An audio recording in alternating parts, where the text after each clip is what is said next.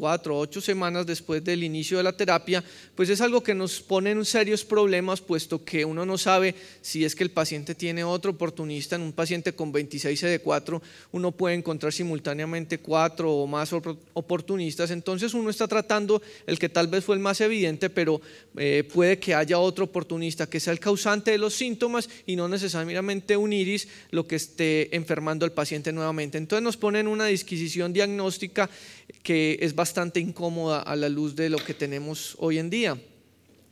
Este además es un síndrome de respuesta inflamatorio que puede ser fatal en algunos casos, principalmente en aquellos con criptococosis, o que pueden dejar al paciente seriamente lesionado, como en los casos de retinitis por citomegalovirus. Hay algunos también en donde la respuesta paradójica no necesariamente es una respuesta mediada por el sistema inmunológico, sino por la destrucción de la bacteria como tal, en el caso de tuberculosis, o como ya les mencionaba con criptococo, la hipertensión endocraniana, y en citomegalovirus no solo el compromiso a nivel retiniano, sino también a nivel del tracto gastrointestinal. De manera que es un panorama en donde existen muchas dudas y en donde lo que quiero presentarles es la evidencia actual que nos pone en contexto sobre qué hacer frente a este tipo de problemas. El iris es una entidad clínica que tiene unos claros factores de riesgo. Lo encontramos más frecuentemente en aquellos pacientes claramente inmunosuprimidos con menos de 50 CD4, que tienen infecciones diseminadas con un alto inóculo, sea de bacterias o de hongos. En el caso, de las tuberculosis diseminadas es muy frecuente. Cuando empezamos a tratar la micobacteria, el paciente recrudece con la fiebre, con algunos de los síntomas que lo venían enfermando. Es un fenómeno que, si bien se asocia a la terapia antirretroviral, se ve más asociado a aquellos pacientes que genéticamente responden muy rápido a la terapia antirretroviral, que rápidamente elevan su CD4 y que su carga viral se inhibe de forma muy temprana. Y hay un corto intervalo entre el inicio del tratamiento de la terapia dirigida frente al oportunista y la terapia antirretroviral, y eso es lo que han tratado de evidenciar la mayoría de los estudios, y es cuando usted tiene el oportunista y ya lo trató, en qué momento, si es temprano o tardío, el momento en el que usted debe iniciar esta terapia antirretroviral. Como vemos en esta gráfica, la distribución de las infecciones oportunistas y el fenómeno iris es muy diverso y puede ocurrir en cualquier momento en la evolución del paciente, pero esto se condensa principalmente en aquellos pacientes que están más inmunosuprimidos, que dicho sea de paso, son los que mayor carga infecciosa tienen, son los que tienen las infecciones más diseminadas, con mayor carga bacteriana, con mayor carga fúngica, pero se pueden presentar a lo largo de toda su evolución en cualquier momento, sea que usted inicie la terapia antirretroviral. Hay algunas patologías en donde es más marcado este fenómeno inflamatorio, principalmente, como pueden ver en esta gráfica, en tuberculosis, en donde hasta el 3% de los pacientes se pueden morir producto de la severa reacción inflamatoria, principalmente aquellos que tienen compromiso del sistema nervioso central. Aquellos con leucoencefalopatía multifocal progresiva, puesto que pueden hacer que se empeore el daño cerebral, con las consecuencias que esto puede tener a nivel de secuelas e incluso de mortalidad para el paciente, pero tal vez las campeonas en este sentido sí son criptococo y citomegalovirus, y es desafortunadamente en lo que menos tenemos evidencia. Para evidenciar lo que sucede con este problema, pues me voy a referir a las dos guías más recientes publicadas por la literatura americana, en donde se dan algunas recomendaciones acerca de qué hacer con este fenómeno. Empecemos contextualizando cómo ocurre este problema en nuestro medio. Esta es una publicación del 2006 en donde muestran cómo la coinfección de tuberculosis y VIH en nuestro medio es bastante diversa, dependiendo del sitio geográfico de Colombia que estemos mirando, y vemos cómo pues en los sitios donde más búsqueda hay, pues el reporte va a ser mayor. Pero digamos que en general la coinfección de tuberculosis activa y de VIH ocurre en el 7% de los pacientes que estamos viendo. En este sentido, entonces, voy a revisar alguna de la evidencia que hay al respecto. Este primer estudio, publicado en New England Journal en 2010, nos muestra qué sucede cuando se inicia la terapia antirretroviral en dos formas de esquema. Una primera, que es una forma integrada, en la que va a haber una fase temprana y una fase tardía. En la fase temprana se le inicia a los pacientes el tratamiento antirretroviral casi concomitantemente con la terapia antituberculosa, y en la tardía se esperan 2 meses, mientras que hay una segunda fase que la van a llamar fase secuencial, en la que esperan casi que a concluir el tratamiento 6 meses después para iniciar la terapia antirretroviral. Y lo que buscan buscan es ver qué pasa con la mortalidad y con el fenómeno iris. Y efectivamente, iniciar la terapia de forma temprana redujo la mortalidad en más del 50%, principalmente en la población más inmunosuprimida, en aquellos con menos de 200 CD4, pero esto no fue algo gratis, fue algo que tuvo un costo y fue aumentar de manera significativa el fenómeno iris.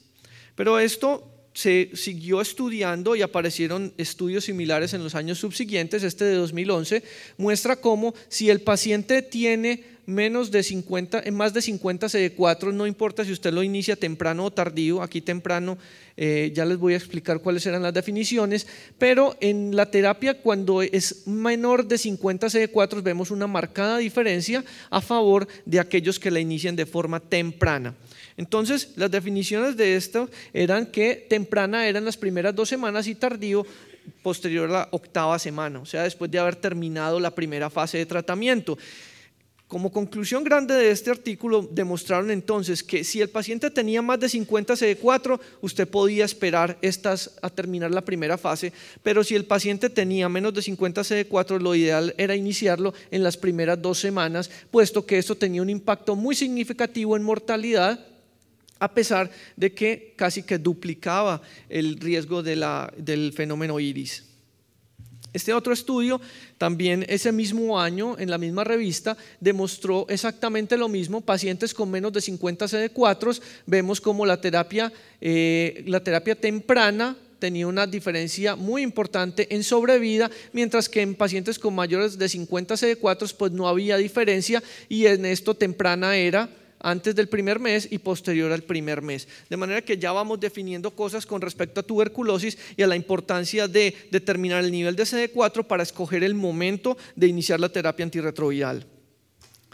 Ese mismo año también este otro estudio, que se conoció como el estudio Camellia, demostró cómo nuevamente disminuían de manera significativa la mortalidad de un 27 a un 18% con la terapia temprana. Pero esto también tuvo un riesgo y fue que aumentó 2,5 veces el riesgo del fenómeno iris.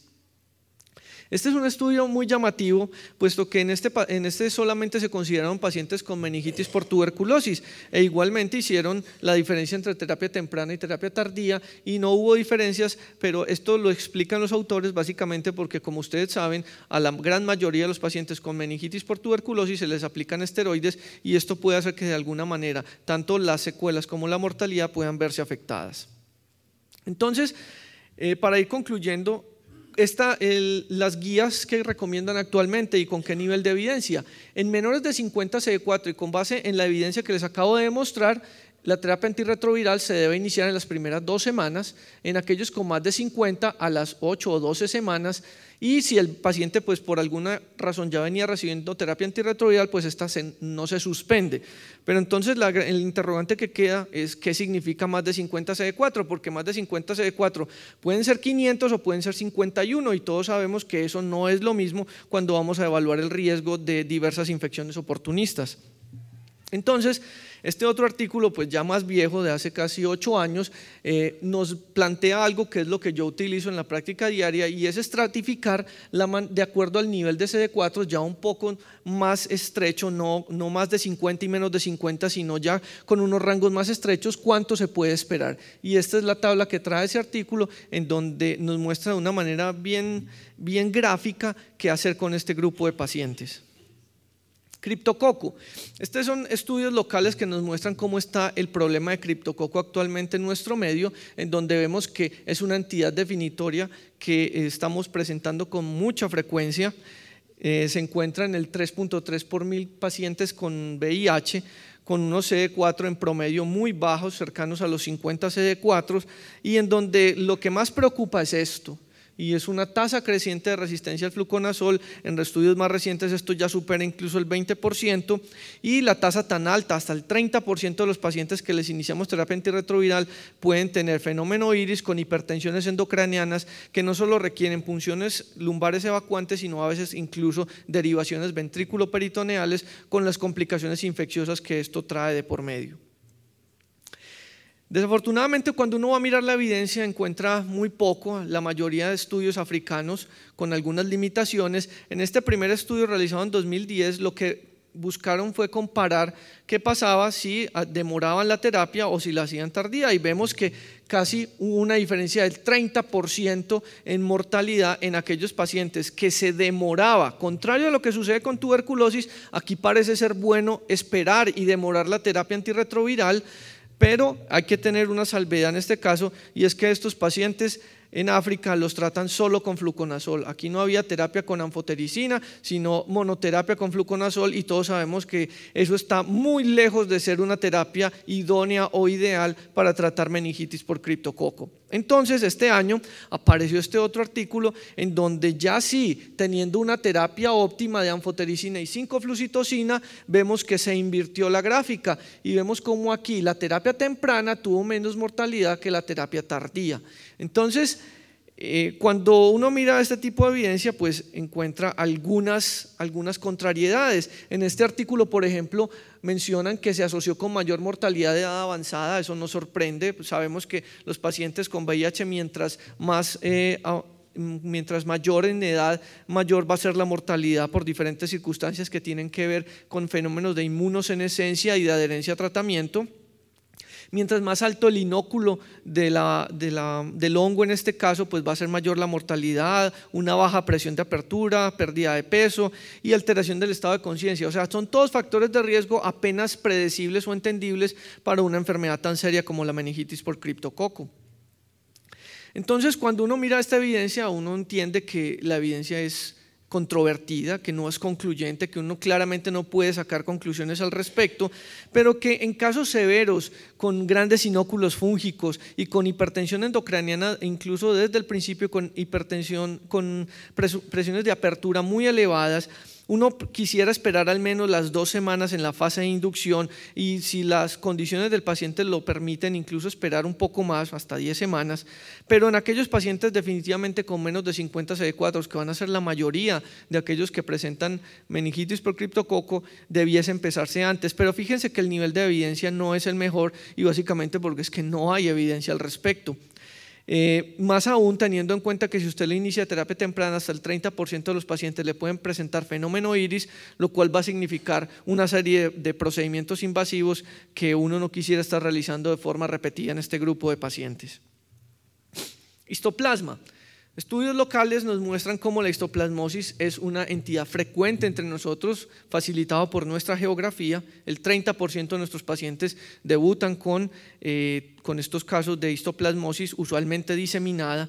El 60% de los casos se presentan en Antioquia, y puede que esto no sea gratis, sino por nuestra geografía, por nuestras costumbres, pero también porque aquí tenemos un laboratorio muy bueno para el diagnóstico de histoplasmosis. Tenemos antigenuria para histoplasma, tenemos la manera óptima de diagnosticar este tipo de entidad. Entonces, la mayoría de los pacientes los diagnosticamos aquí es porque tenemos con qué, pero también porque la epidemiología así lo favorece. Y también son pacientes muy inmunosuprimidos. Fíjense que el promedio es de 60 CD4, y esto es una inmunosupresión muy severa, lo que facilita entonces las enfermedades diseminadas y los altos inóculos fúngicos. Cuando vamos a ver qué evidencia hay para el inicio de terapia antirretroviral, lo único que uno se encuentra es esto: reportes de casos. No hay estudios controlados, ni aleatorios, ni mucho menos trials controlados, para que uno pueda sacar conclusiones que sean verdaderamente válidas acerca de cuándo iniciar la terapia antirretroviral en estos casos. Pero uno puede decir, de acuerdo a lo que mencionan las guías, que hay que iniciar lo antes posible, más por el lado de que son pacientes profundamente inmunosuprimidos, que no porque vayan a presentar un fenómeno iris, el cual es poco frecuente y la evidencia es de tipo A3. En neumocistosis, estudios también locales nos muestran cómo es la entidad definitoria en más del 20% de los pacientes, también pacientes muy inmunosuprimidos. Muchos de ellos, como muestra este otro estudio, requieren unidad de cuidado intensivo, ventilación mecánica, traqueostomía. Muchos de ellos también fallecen, hasta el 11% fallecen producto de una neumocistosis con falla ventilatoria. Entonces estamos hablando de entidades clínicas bastante serias en pacientes muy inmunosuprimidos, y cuando vamos a ver la evidencia, otra vez un montón de reportes de casos, no hay estudios aleatorios, no hay nada controlado, no hay evidencia.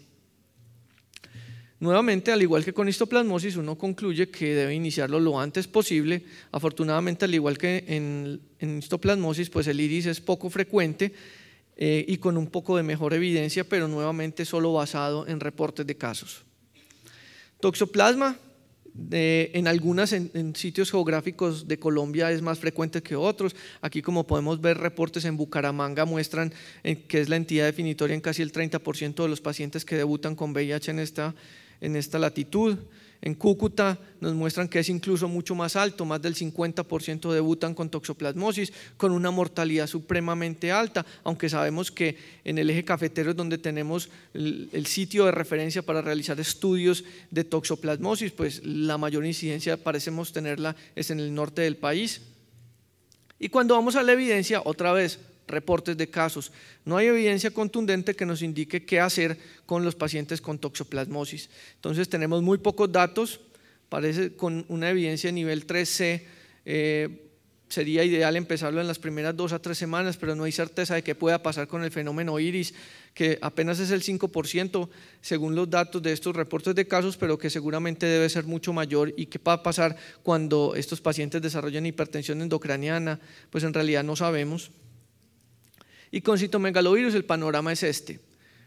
No conocemos cuál es la real incidencia de citomegalovirus. Sabemos que en la población general, entre el 70 y el 80% de la población general colombiana tiene anticuerpos contra citomegalovirus, pero en los pacientes con VIH no sabemos cuántos en realidad están reactivando esta infección latente, cuántos están presentando colitis o retinitis por citomegalovirus, y mucho peor, ustedes conocen que por estudios con biología molecular con carga viral de citomegalovirus está relacionado directamente con mortalidad en VIH por la sola replicación del virus en la sangre, aún en ausencia de cuadros clínicos que así lo sugieran. Entonces, encontrar pacientes con VIH inmunosuprimidos menos de 50 CD4 con una carga viral para citomegalovirus positiva es un factor de riesgo de mortalidad a largo plazo. Entonces, la pregunta que vendría ahí es, ¿vale la pena hacerle a todos esos pacientes carga viral para citomegalovirus? ¿Y cómo interpretar eso? ¿Cuánto es el rango de anormalidad de la carga viral para citomegalovirus que podemos considerar patológico? ¿Y cuál sería ese rango para considerar más aún tratamiento? Esas son todas preguntas que no conocemos y que posiblemente la evidencia a largo plazo nos vaya a ayudar a elucidar. Cuando miramos evidencia con respecto al iris en citomegalovirus, nuevamente hay un montón de reportes de casos, nada controlado, nada definido. Y en evidencia de tantos pocos datos, lo más importante es prevenir lo que más nos vaya a afectar al paciente, y es la uveitis. Como muchos de ellos presentan uveitis por citomegalovirus, no todas ellas sintomáticas, la ideal es esperar a tener totalmente controlada y tratada la retinitis o la vitritis por citomegalovirus y posteriormente iniciar HART. ¿Por qué? Porque ya muchos de nosotros tenemos pacientes ciegos o con una ceguera parcial por el tratamiento antirretroviral que les produjo un iris a nivel ocular y que los dejó ciegos. Entonces, como la idea no es que esto prolifere, es mejor esperar a tener totalmente controlado citomegalovirus antes de iniciar la terapia antirretroviral. En promedio, unos 14 a 21 días.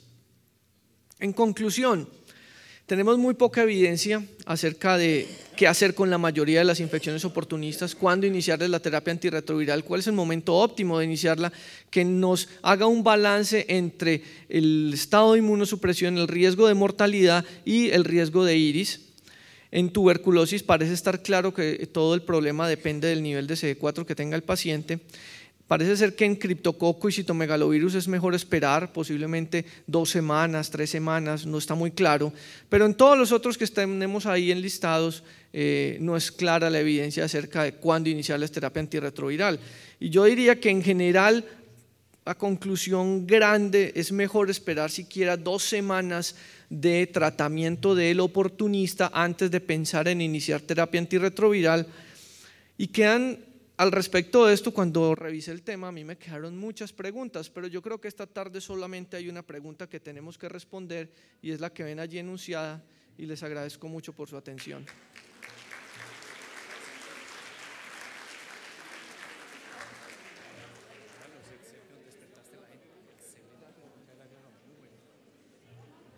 Al doctor Cataño, muchas gracias. Yo creo que seguirá el partido, ya acabó. 2-1, doctor Cataño, 2-1 quedó, ganó ¿quién? ¿Colombia? Colombia, bueno, muchas gracias.